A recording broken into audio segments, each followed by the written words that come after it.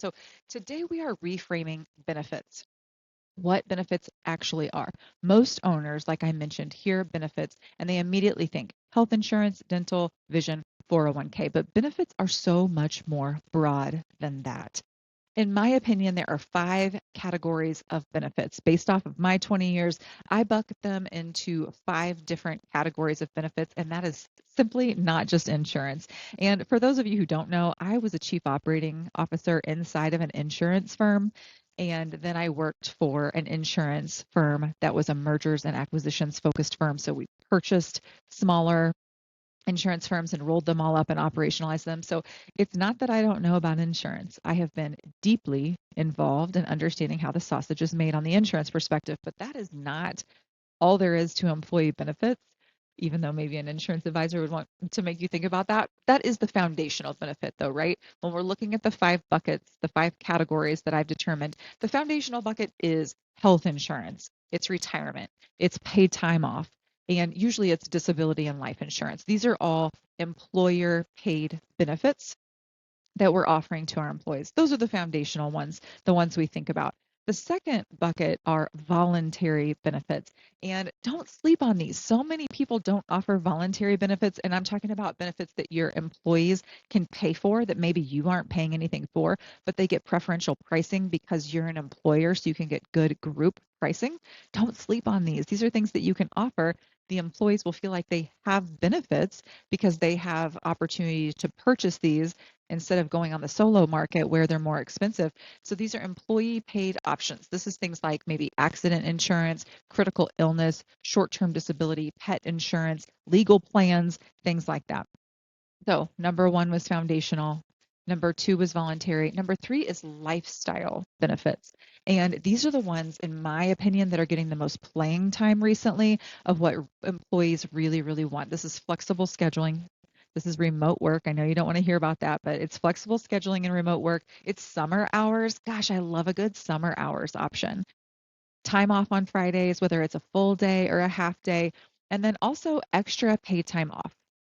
So these are our lifestyle options. And this is what I'm telling you that by and large, employees, I'm hearing this is what they want. When I'm surveying with my clients and doing employee satisfaction and engagement surveys, this is what people want. They want more lifestyle benefits. So that's bucket 3.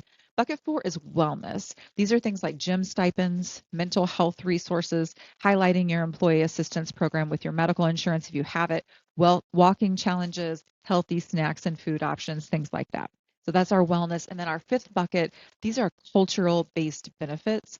And again, these are ones that we forget about inside of our benefits offerings. We might do a little bit of these, but we're not formalizing them into a program, which is a miss in my opinion.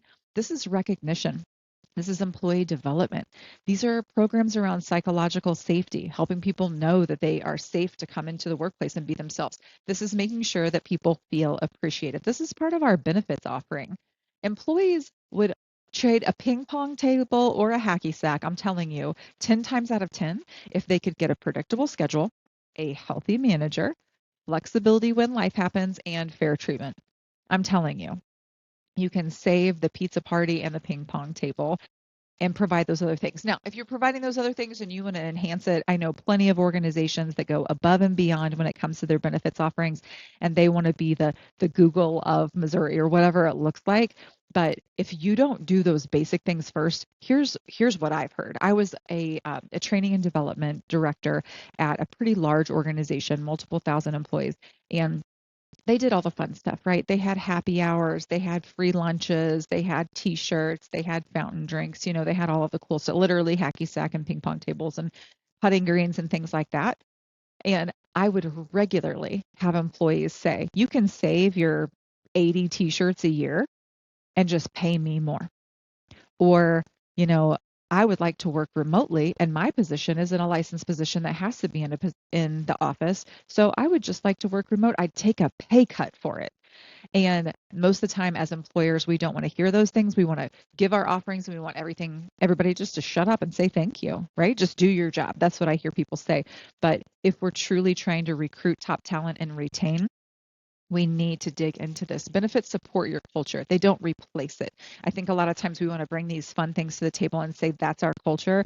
Benefits support the culture. They do not replace our culture. Our culture is either by default or by design, and we really want to get into that. So let's get into that foundational bucket first and talk about health insurance.